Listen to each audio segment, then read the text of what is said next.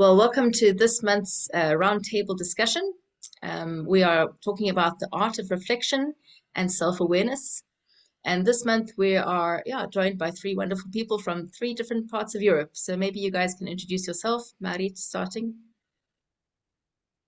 Hi, I'm Maarit. I work in Finland. I'm in Finland and Finnish person, and I work with YWAM in Tampere. And I'm a media worker, author, mentor. Great. Tim? My name is Tim Bailey. I'm from the US, but I live and work in Romania for the last 10 years. And I work in member care and with foster and adoptive families. Great. And Sven, maybe you can introduce yourself and then share with us some of the things that stood out to you this month. Sure. I'm Sven Stuhrmann. I'm from Germany. I lived for quite a few years in the US. Now I'm back in Germany, involved with DTS, staff development, and then all the random things everyone does in YWAM. And I think this topic I find very interesting because I think it it affects all of us, and there's implications to each one of us individually as well as the teams we work with, whichever circles we're involved in. There's always a certain level of reflection, both in teams and then today as we focus on self-reflection as well. And in preparation for today, as we were watching different videos and talks, there were, I think, two main ideas that really stood out to me and reminded me of some of my personal stories that relate to that topic. And one was from Laura's LDX talk, and it was this whole idea of how we learn from our mistakes and how we move forward from having made a mistake. And the first thing she mentioned was that the first step would really be admitting that we have made a mistake. And that brought me right back to a personal story from before I joined YWAM. I was in social work, and there was a moment where I was working with teenagers in group homes, and there was one particular teenager we just didn't really get along one day. And eventually I was yelling at her, being really angry. Then later my shift ended and I wasn't back for another 2 days. But during those 2 days, I thought about that incident and came to realize that I made a mistake because yelling at that teenager really wasn't the right thing to do. And obviously I tried to deal with that with God, but also realized, okay, I need to make it a point to apologize.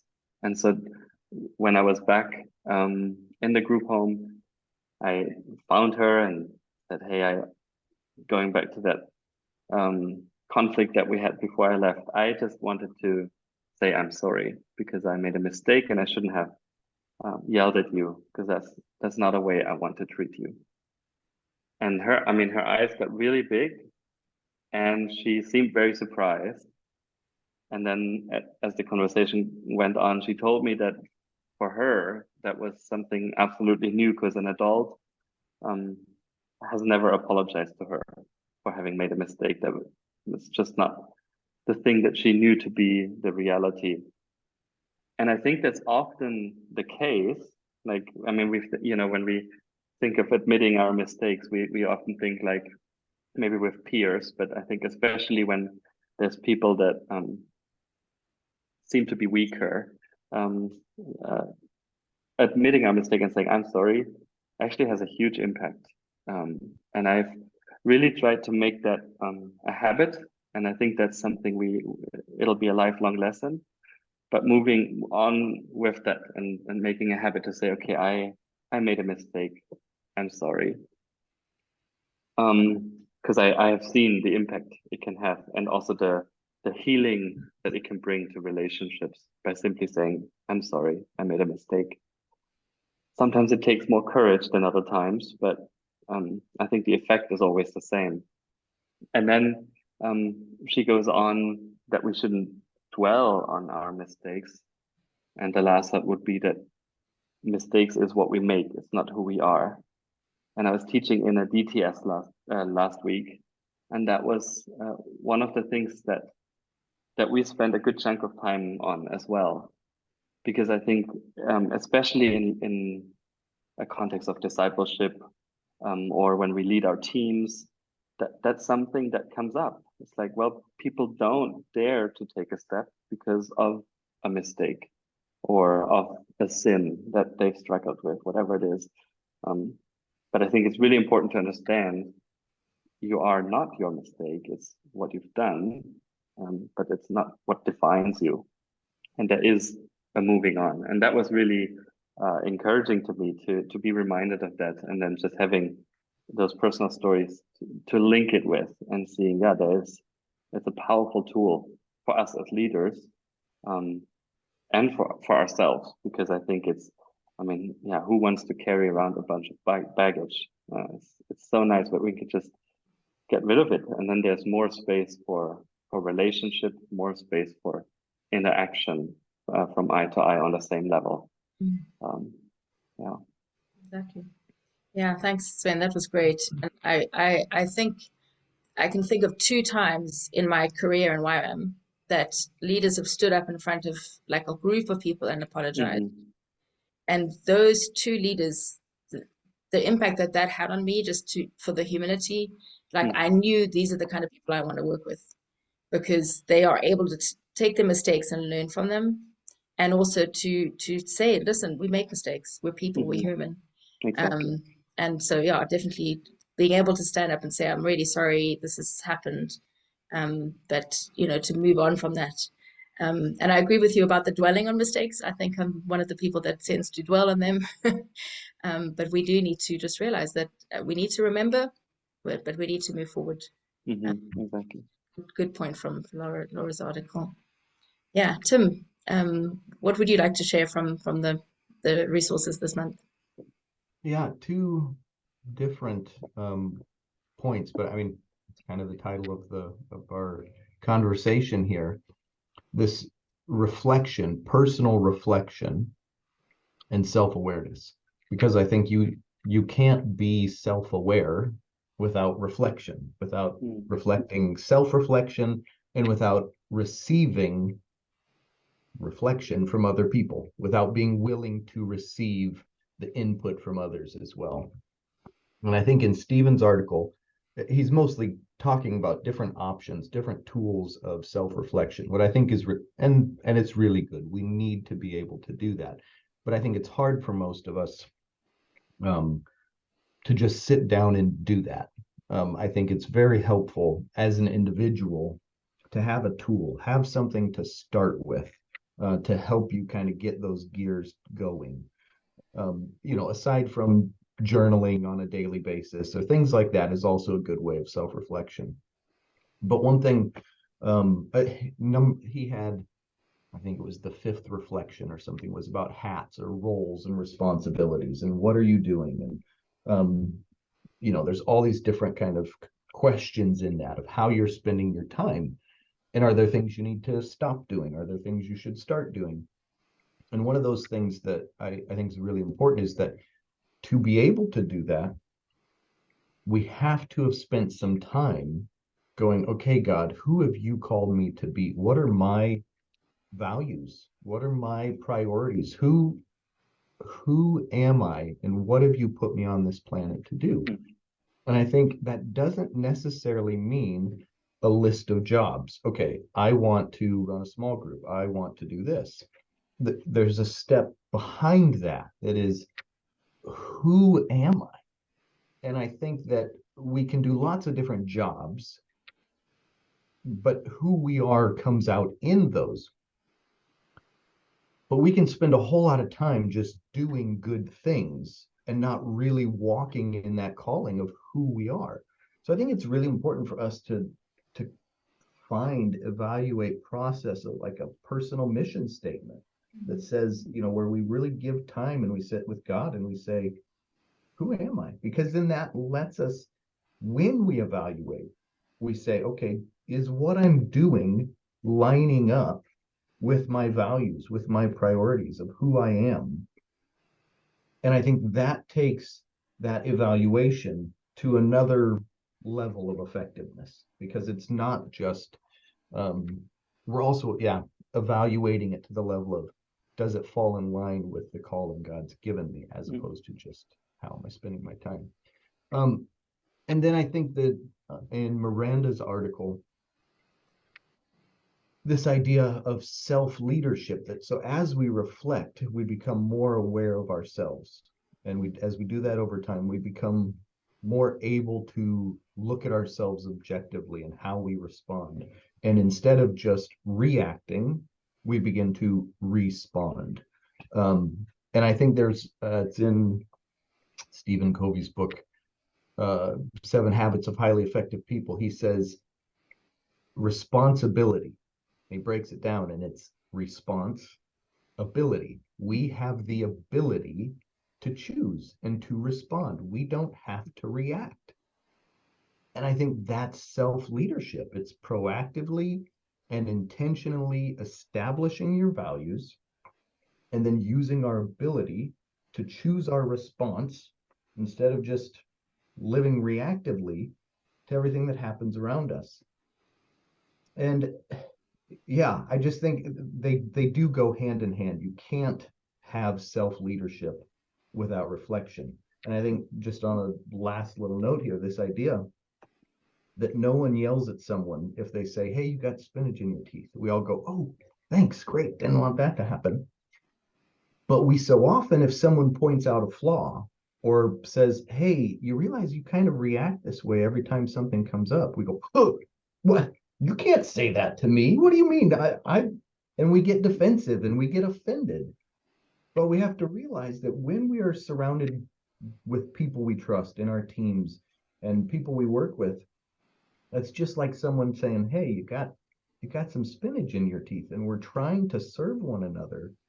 But we have to take on that attitude that even if it does come across offensive, we can still go, okay, well, I'm glad to know that now I at least know there's something in my teeth. Even if I didn't like the way it was said, I can receive it. And so I think that's something we have to work on as well and be aware of.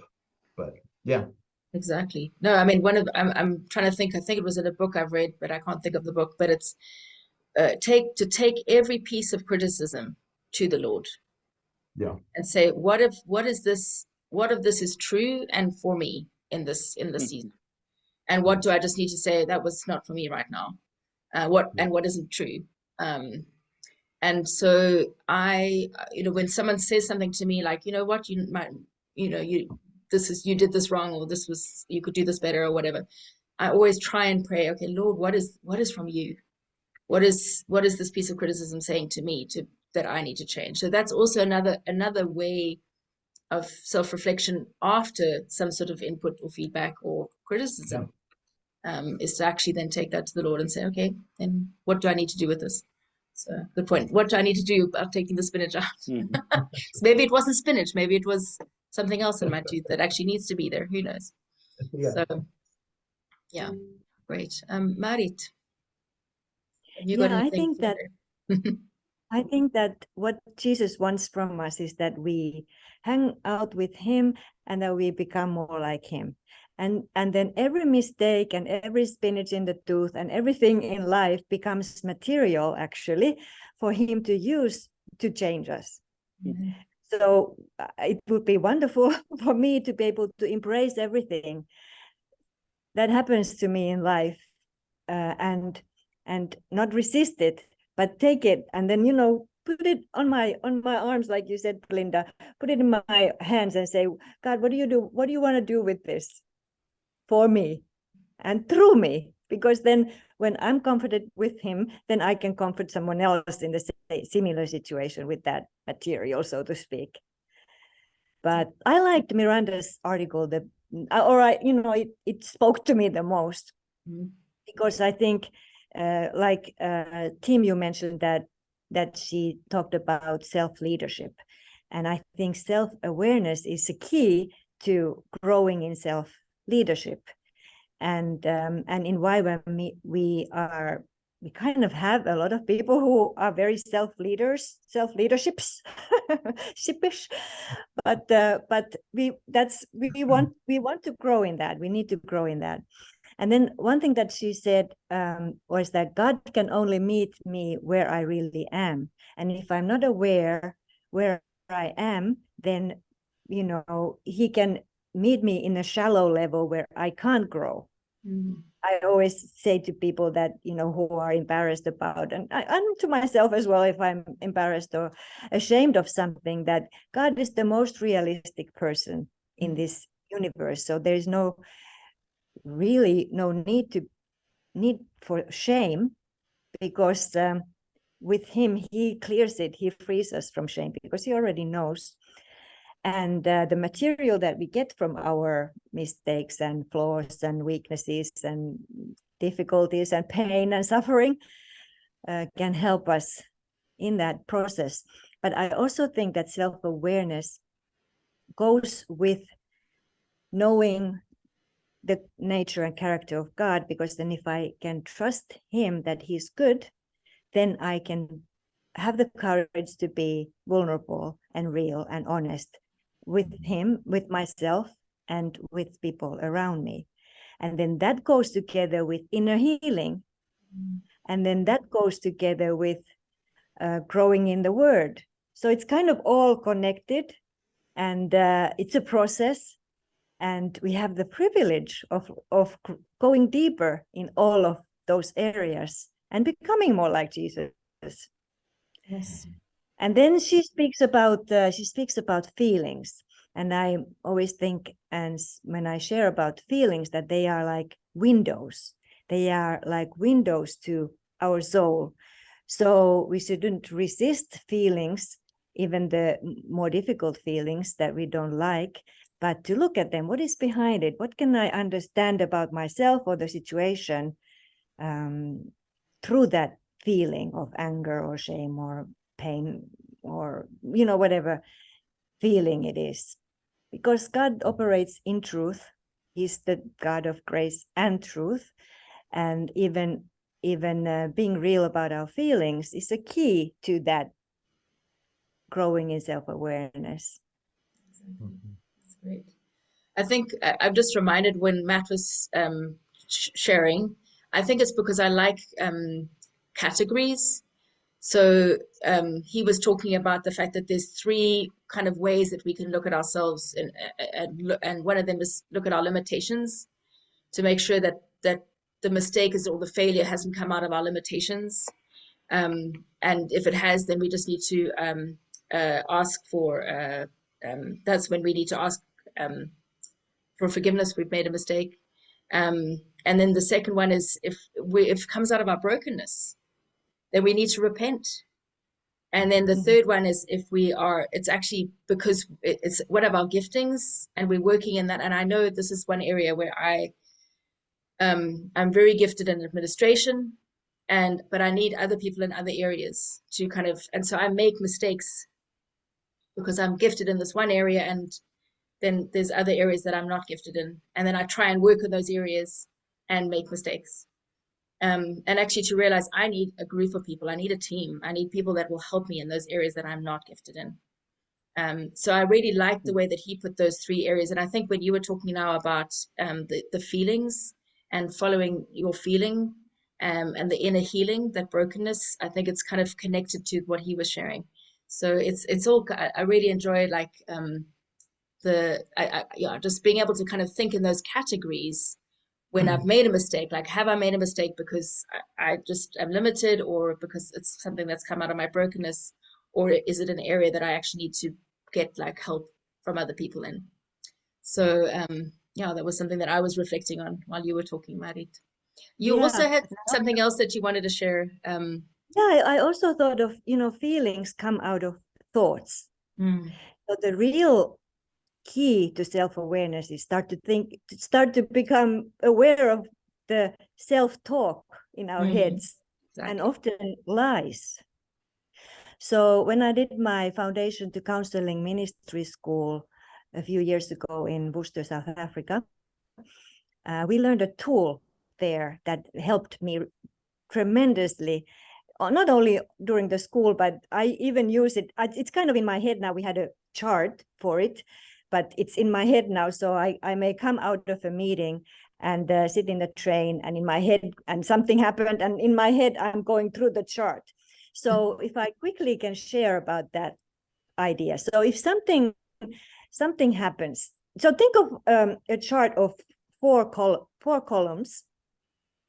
And so in the first box, you would write, or you think about what happened. Something went wrong. There was a conflict or misunderstanding or something. You are upset. You are emotionally upset. And then in the last column, you would reflect on how you reacted. What happened as a result of this unpleasant situation? And so did you walk out, or did you say something or start crying, or, what was your reaction to the situation? And then start backtracking. How was I feeling? So in the third column, I would write then, how was I feeling? I felt rejected. I always feel rejected because that's kind of like my foundational wound from childhood. Or I felt that I wasn't valued, or, whatever the feelings were. I felt like they walked over me, or I would try to become aware of my feelings. And then the second column would be then the thoughts. What was I thinking about myself in that situation, and or as a result of that situation? So I would think, I'm not valuable, I'm nobody. So it would be good to define those thoughts as I am, not, are, or they always, or, I don't know what's going on in my minds. But what is happening in my mind? Then evaluate and I'm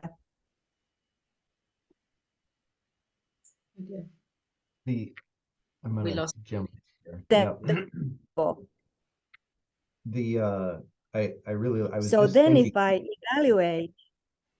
if I evaluate those thoughts and compare them with the truth of the Bible, what does God say about me? And are those thoughts true? And so most times they are not true. So then I repent of them, and I'm my feelings are gone most times. Then my anxious or whatever negative feelings or difficult feelings. But so then divide the four columns into two, and then you again would write or reflect on what happened. And think about it from not just from your personal perspective, but like an objective perspective, or someone was filming it, and what would they see in the film? And then in the last column, instead of writing how you reacted, how would you like to have reacted, or how would you like to react in the future in a similar situation? And then maybe you realize that, okay, the way I reacted wasn't helpful, and maybe I have to go, like Sven was saying, that maybe I have to go and ask forgiveness and make amends or do something about it to make it right.